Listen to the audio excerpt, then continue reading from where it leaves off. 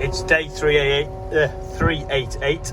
This may look like a pile of scrap on the front of the telehandler, but it's in fact is a forestry mulcher. It's just we don't use it much and it's been parked under the trees. It needs a new guard on the PTO and it's gone a bit green. But this basically is for clearing trees and shrubbery. So I picked this up from Italy, I don't know, about 2007-ish. Drove to Verona in Italy to pick it up from the factory. Good road trip, actually. We used to have two of them. We used to do a lot for the local authority, clearing shrubbery and trees and things with them. Anyway, it's basically like a beefed up flail mower. So we've got a job this afternoon, just clearing a bit of ground for someone. So we're going to get it in ship shape, ready to go. Dad's filling the boiler up with one hand because he still can't use his hand properly. I'm just getting some blocks of wood because they've turned up to put the tyres on the telehandler, the Merlo, Project Merlo, but I'm not actually going to put them on. I'm going to put it on blocks, get the wheels painted, then put the tyres on afterwards. So they're just going to take the old tyres off for us and the wheels off it. It's a bit more tread on them than on these ones over here.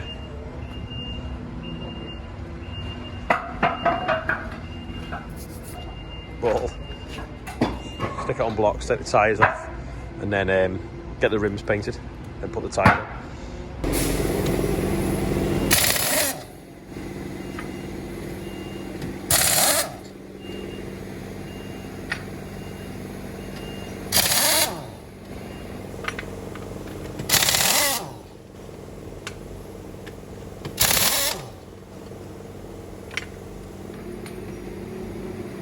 Get set, go! There's two on this tyre, Sean. That's not fair, is it? Oh, he's given up already. And how do that? Just on a red tractor meeting now, and there's wagons all over the place for oilseed rape. Just been let out my red tractor meeting for 10 minutes while they have a break. I'm just going to go and see how they've gone on with the Merlo. They were pretty much nearly had all the wheels and rims off when I went into the meeting. So it's now a HOVER MERLO. Some of these hubs here have got a bit of play, so we've ordered the plastic bushes for the bottom of that. The rims have now gone up the road where Steve's going to shot blast them and paint them silver, and then like I say, we've got the tyres ready to go on. So it's on blocks at the moment, an axle stand, but we can put the fan belt on because the fan belt had snapped, and we can sort the hubs out obviously while it's hovering, and sort out the carriage as well while it's in dock, unmovable. Just trying to tidy up, make the yard a bit bigger. Got this old plough, it's a DP100S. I think I'm going to put it on eBay unless anyone's interested in it. It's a 4+2. It's not been used for years, and when last time we used it, some shear bolts went and we had no spurs, so we just carried on with one side. So what's the tyre blowing up now at the workshop? Let's wash it off and take some pictures. Peter's getting a dust off the top of the motorhomes. That one's never even been anywhere yet, but it's full of dust. I'm just on the loading shovel now. I'm going to push the green waste towards Andrew, who's chipping. There's Brian, real name's Terry. Terry informs me that he watches the vlogs in the morning at his toilet time, which was nice.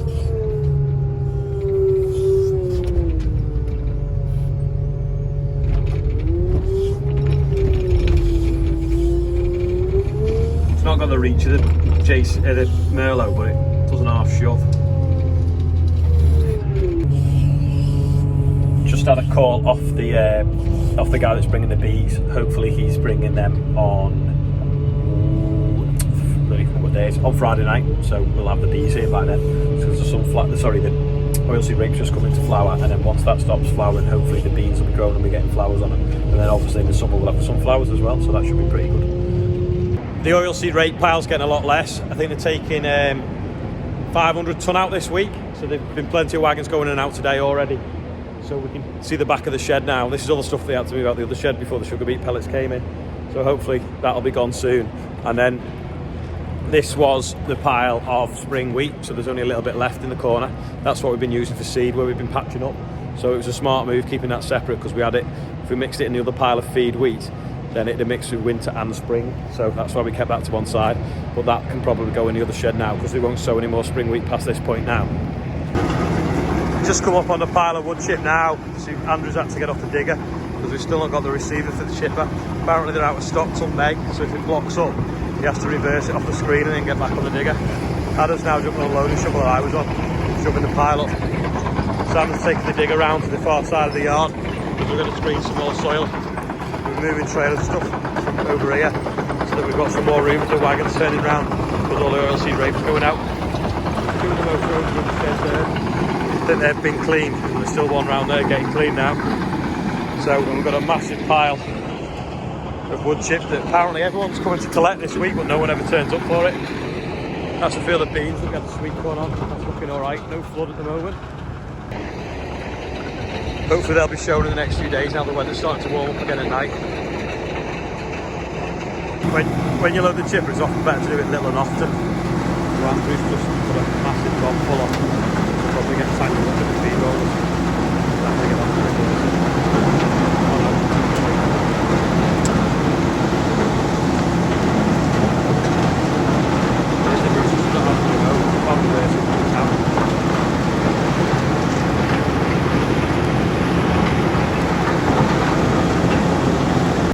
These were the switches I ordered yesterday off Amazon. I think it was like £9 or £10 for 14 of them to replace these on there. Someone's selling them on eBay at the moment for £35 each. Which to be fair is probably a quarter of the price of what Merlo might sell you on for. Oh, the screeners munched the tarmac as Adam's brought it round to finish off the topsoil.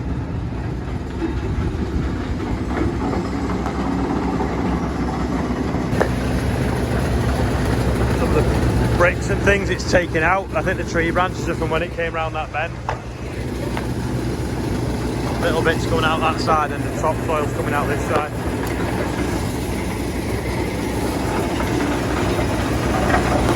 The vibrating deck up there, shaking it. I'll climb up. I don't know if you can hear me, but it's just falling on there now. So the big lumps bounce along and go out that way. And the middle lumps go over them trees and go out that side. And the topsoil comes out this side.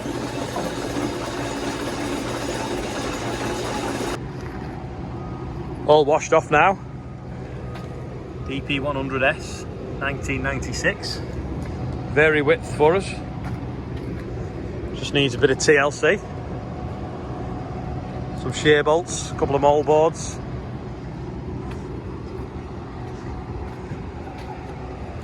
A couple of them snapped, haven't they? I've listed the plough on eBay. I'm now going to put this on eBay, this screener, because we don't really use it anymore, especially now Nick's got that big one. And we also have that Remy screener bucket. So if anyone's interested in a little screener, runs on tractor hydraulics, so that's what we ran it on. It's got 2 screens in it as well. So I'm going to put that on eBay now as well. I just sick of stuff lying around that's it's got some value and it's just taking up space. Got the alternator in the back now after it's been refurbed. Gonna put it back on. Someone said the other day, how did I not get away with starting the engine with the alternator off and not damaging the belt? Well, I'd forgotten about it, but luckily it's fine. So I'll put the starter on now. What a good place to park the loading shovel. Can't even see it. Gonna move it now. I've only got the wire left to put on here. For anyone that doesn't know, the alternator is what charges the battery back up after starting it.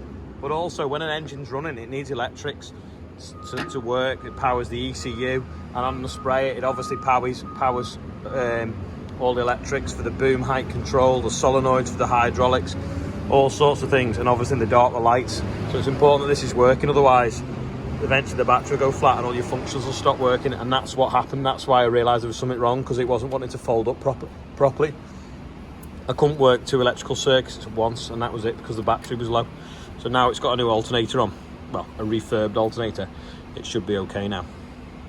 I'm not sure if you can remember, but the other day it was only reading like 11 point something volts. Well, now we're up to 13 volts, so that's good. Go back out and finish spraying.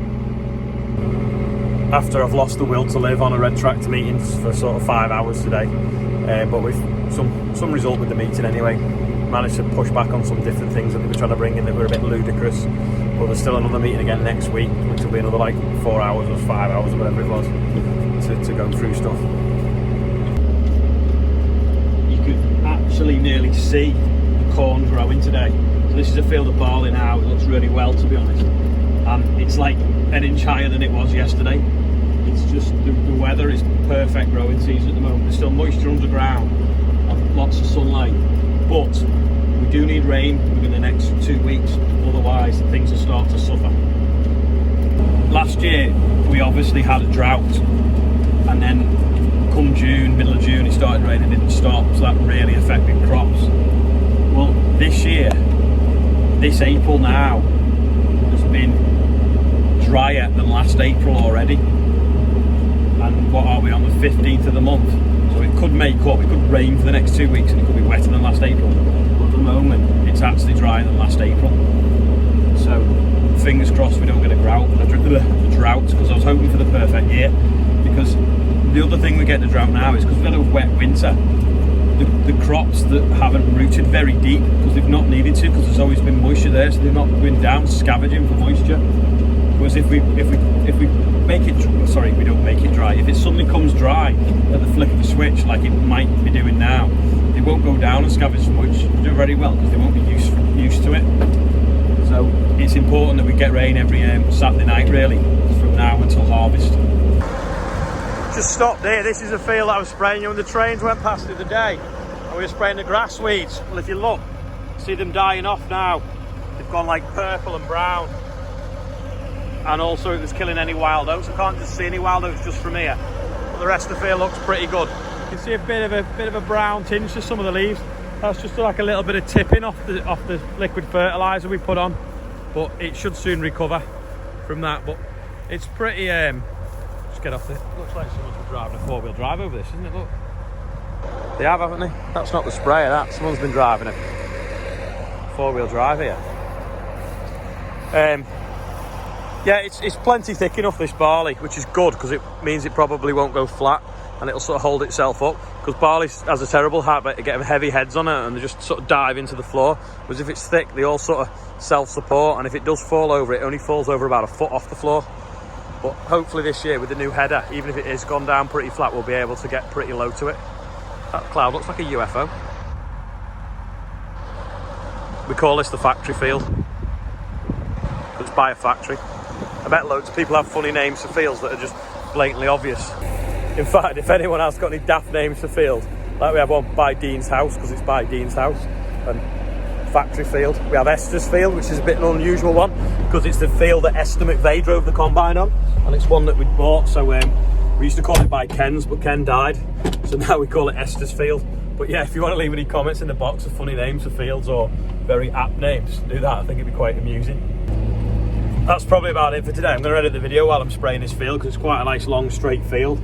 I didn't get any footage of the mulcher working this morning that had got out, mainly because when Adam went to do the job with it, when he got there, it was a bit bigger job and the trees were bigger than we thought, so he's going to go back with a tree shear instead, because he's ordered a tree shear for his digger, and he's going to do it with that, and then we'll go in afterwards and mulch what's left, rather than try and shred big trees and spend all day. We can tree shear them off, put them through the chipper or whatever, and then do it that way around.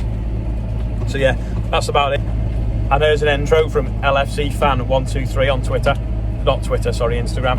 So thanks for watching. See you tomorrow. Don't forget, click like, click subscribe, and tell your friends, and share on Facebook.